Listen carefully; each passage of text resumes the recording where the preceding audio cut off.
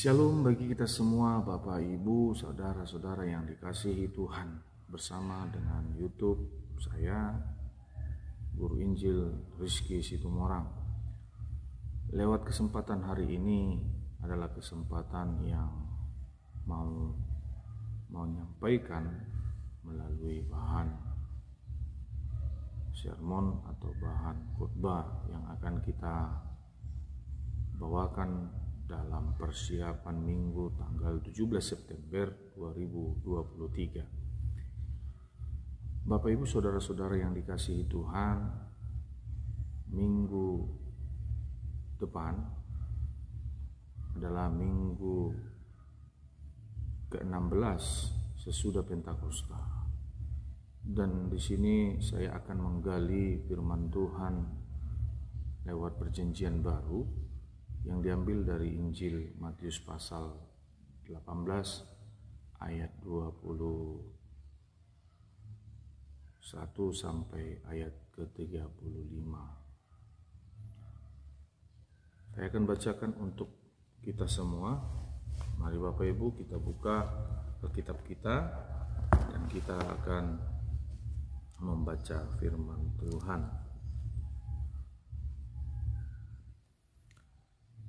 Dalam tema yang diberikan LAI, perumpamaan tentang pengampunan. Kemudian datanglah Petrus dan berkata kepada Yesus, "Tuhan, sampai berapa kali aku harus mengampuni saudaraku jika ia berbuat dosa terhadap aku? Sampai 7 kali?" Yesus berkata kepadanya, "Bukan, aku berkata kepadamu, bukan sampai 7 kali, melainkan sampai 70 kali 7 kali. Sebab hal kerajaan sorga seumpama seorang raja yang hendak mengadakan perhitungan dengan hamba-hambanya. Setelah ia mulai mengadakan perhitungan itu, dihadapkanlah kepadanya seorang yang berhutang 10.000 talenta. Tetapi karena orang itu tidak mampu melunaskan hutangnya, raja itu memerintahkan supaya ia dijual beserta anak istrinya dan segala miliknya untuk pembayar hutangnya. Maka sujudlah hamba itu menyembah dia, katanya, 'Sabarlah dahulu, segala hutangku akan kulunaskan.' Lalu tergeraklah hati raja itu oleh belas kasihan akan hamba itu, sehingga ia membebaskannya dan menghapuskan hutangnya. Tetapi ketika hamba itu keluar, ia bertemu dengan seorang hamba lain yang berhutang 100 dinar kepadanya. Ia menangkap dan mencekik kawanannya itu. Katanya, 'Bayar hutangmu.' Maka sujudlah kawannya itu dan memohon kepadanya, 'Sabarlah dahulu, hutangku itu akan kulunaskan.' Tetapi ia menolak dan menyerahkan kawannya itu di dalam penjara sampai dilunaskannya hutangnya.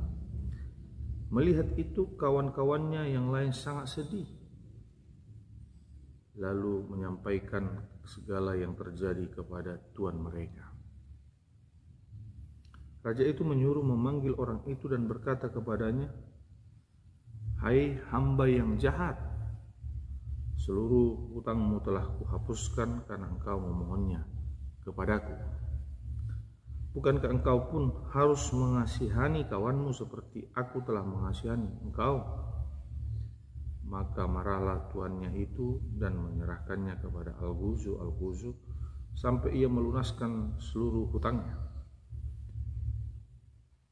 Maka Bapakku yang di sorga akan berbuat demikian juga terhadap kamu, apabila kamu masing-masing tidak mengampuni saudaramu dengan segenap hatimu." Sejauh itu pembacaan firman Tuhan. Amin. Baik, saya akan menjelaskan melalui perikop firman Tuhan yang kita baca barusan mengenai tentang perumpamaan pengampunan. Bapak Ibu, saudara yang dikasihi Tuhan, satu tema yang saya akan berikan untuk kita pada Injil Matius 18 ayat 21 sampai ayat ke-35 ini. Tema yang saya akan angkat, kasih Tuhan mengantarkan pengampunan. Bapak Ibu yang dikasihi Tuhan, tentu teks ini tidak terlepas dengan ayat sebelumnya. Ayat sebelumnya juga mengingatkan melalui nasihat Yesus kepada murid-muridnya dengan menegur orang yang berdosa lewat 4 mata. Hal ini teguran yang mau disampaikan Yesus kepada orang yang berdosa, bagaimana teguran kasih agar ia kembali dan datang, dan arah hidupnya dia boleh kembali untuk mengenal Allah. Bapak Ibu yang dikasihi Tuhan, mungkin sering sekali yang terjadi bagi kehidupan kita di balik realita yang nyata, firman Tuhan yang kita baca sering bertolak belakang dengan keadaan kita ketika mengalami dan menghadapi masalah yang datang kepada kita. Sekalipun masalah itu dikategorikan besar, kecil, ketika masalah itu datang kepada kita, apalagi pelakunya saudara kita atau orang-orang sekitar kita, sering sekali sulit bagi kita untuk mengampuninya. Bahkan juga kita sering meresponi dengan membalas dendam, memberi rasa untuk apa yang diperbuatnya, kita lakukan dengan rasa dendam. Bahkan kita juga tidak mau mengampuni dia, memaafkan dia. Nah, Bapak Ibu yang dikasihi Tuhan, firman Tuhan di sini ingin mengajak kita bagaimana kita boleh memiliki kasih yang daripada Tuhan mengantarkan pengampunan. Tema ini cukup menarik untuk kita angkat, apalagi di dalam realita kita sebagai orang yang sudah mau mengikuti Yesus. Kadangkala realita kita, kenyataan kita tidak mencerminkan kasih Tuhan yang sudah mengantarkan kepada kita pengampunan. Bahkan sering terjadi juga bagi kita ada rasa luka hati yang mendalam dan akhirnya memberi dendam terhadap sesama yang sudah menyakiti hati kita. Bapak Ibu yang dikasihi Tuhan, mengampuni orang yang berdosa merupakan tugas yang sangat mulia sekali. Dan tugas ini adalah tugas yang dimintakan Tuhan agar murid-muridnya juga memiliki hati yang mulia dalam melayani, terlebih respon ketika mendapatkan satu masalah, dan bagaimana respon murid harus boleh mengampuni sekalipun itu merugikan, itu menyakiti, dan itu melukai hati murid. Sebagai tugas murid Yesus, pengikut Yesus, kesediaan mereka harus untuk mengampuni. Nah, Bapak Ibu Saudara yang dikasihi Tuhan, Petrus mengangkat lewat satu pertanyaan yang dipertanyakan kepada Yesus. Tuhan, sampai berapa kali aku harus mengampuni saudaraku jika ia berbuat dosa terhadap aku? Sampai 7 kali? Nah, pertanyaan ini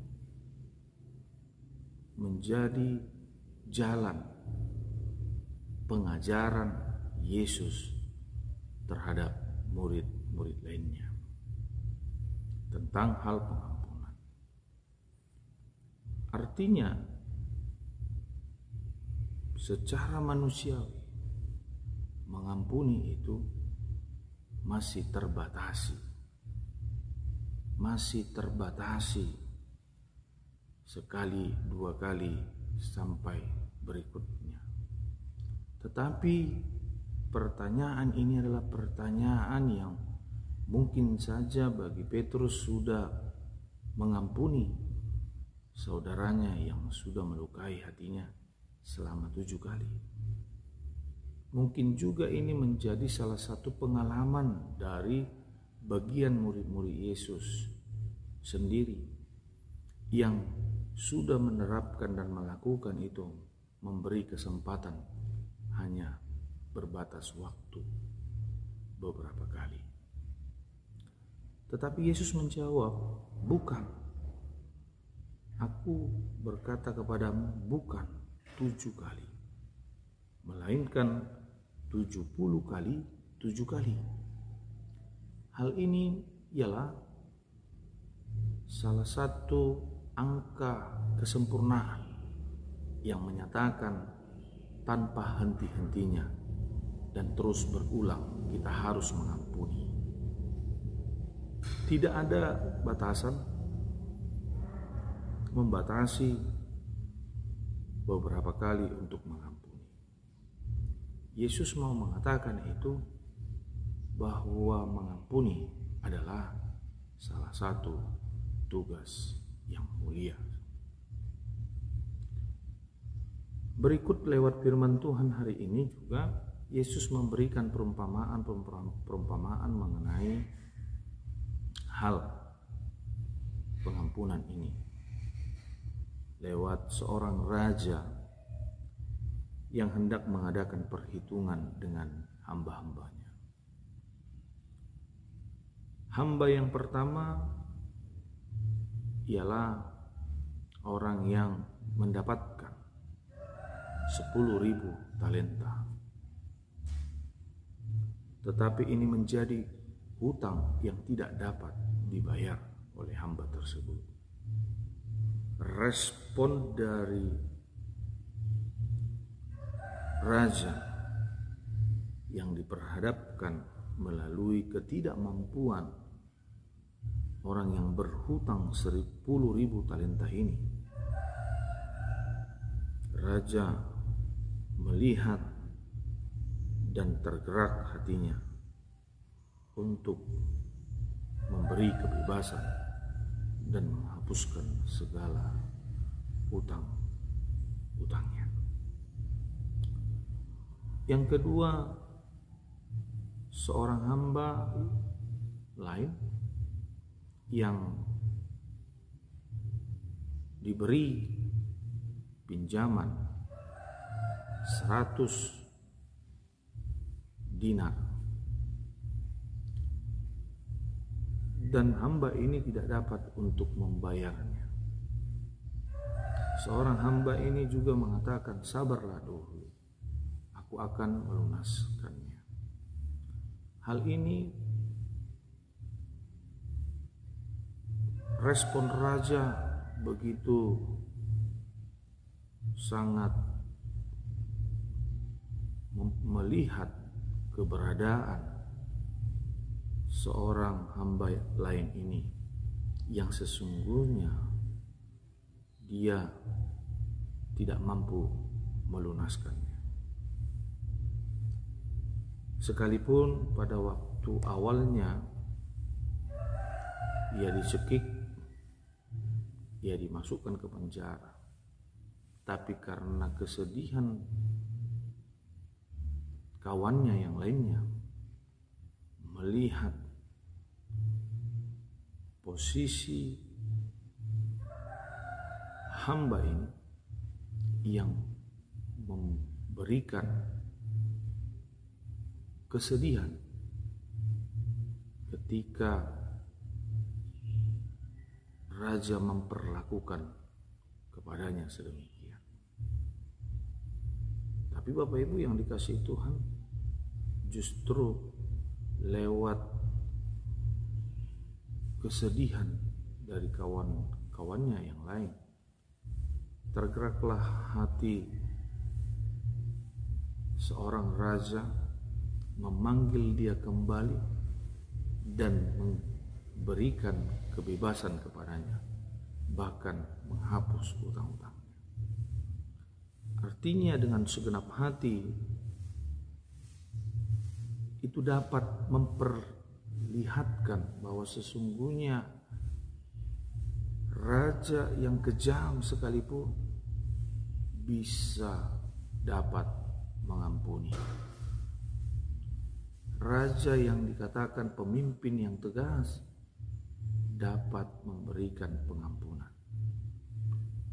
Apalagi kita sebagai pengikut Kristus yang sudah diberikan kasih yang daripadanya, harusnya itu mengantarkan kasih, dan kasih itu yang akan boleh dipraktekkan dan dilakukan melalui pengampunan kita, dan tidak sebaliknya. Bapak Ibu yang dikasihi Tuhan, yang kita lihat sekarang ini secara realita, kita dendam, kita balas segalanya yang diperbuatnya. Bahkan juga kita meresponi dengan melukai hatinya, membatasi diri kita dan tidak berteman dengannya. Dan kita juga tidak peduli sama sekali kepadanya. Bapak Ibu yang dikasihi Tuhan, kasih Tuhan mengantarkan pengampunan. Saya percaya Bapak Ibu yang dikasihi Tuhan, segala mindset pertama kita, awal kita meresponi dengan rasa dendam, meresponi dengan cara yang membalasnya dengan dendam, kita stopkan itu semuanya. Sebab pengampunan adalah tugas yang sangat mulia. Itu yang mau Yesus ajarkan kepada murid-muridnya, apalagi kita bagi orang-orang Kristen, agar kita boleh menyikapi ini dalam hati kita masing-masing.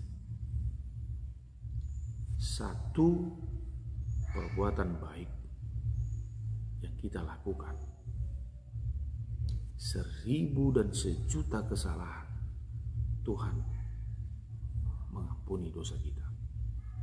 Satu kebaikan saja kita lakukan, baik itu pengampunan, baik itu kita juga memaafkan, itu adalah salah satu kebaikan. 1.000.000 kesalahan kita, dosa-dosa kita, Tuhan ampuni. Bagaimana dengan Bapak Ibu yang dikasihi Tuhan? Biarlah kita menyikapi itu dengan baik, dan tidak ada lagi noda, dan tidak ada lagi dosa yang merayap dalam pikiran dan hati kita. Nah, Bapak Ibu yang dikasihi Tuhan, demikian jugalah pada firman Tuhan hari ini yang mau kita ambil dan kita mau responi. Yang pertama, mengampuni orang yang bersalah kepada kita merupakan bentuk tindakan yang mulia.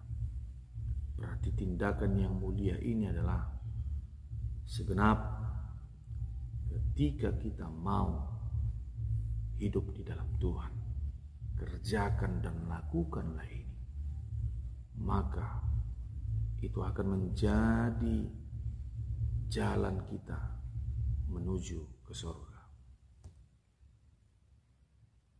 Yang kedua, ampunilah dia tanpa ada batasan sedikit pun, dan itu tidak boleh tersembunyi ada rasa lain dalam hati kita. Mengampuni dengan segenap hati, respon kita tidak ada satupun penyangkalan di balik rasa hati kita ini, dan tidak ada rasa tersembunyi sedikit pun. Dan itu semuanya pengampunan itu yang kita lakukan, kita mau melakukan untuk Tuhan, kita mau melakukan untuk Yesus. Yang ketiga, kalahkan rasa sakit hatimu dan kasih yang dari Tuhan mendatangkan pengampunan. Benar Bapak Ibu yang dikasihi Tuhan, secara duniawi kalau kita mendapatkan luka hati yang tersakiti, tidaklah mudah untuk mengampuni. Tetapi firman Tuhan ingin menekankan seorang dan siapapun pengikut Kristus, dia harus bersedia mengalahkan rasa sakit hatinya dan memberi pengampunan, dan tanpa ada batasan yang menjadi tolak ukur di dalam mengampuni. Kiranya ini menjadi bahan khotbah untuk kita sampaikan pada hari Minggu tanggal 17 September 2023, dan ini kiranya juga menambah pemahaman tafsiran kita. Dan saya juga meminta maaf jikalau ada sedikit perkataan dalam penayangan konten ini. Begitulah yang boleh saya sampaikan untuk kita pada firman Tuhan hari ini. Shalom, Tuhan memberkati.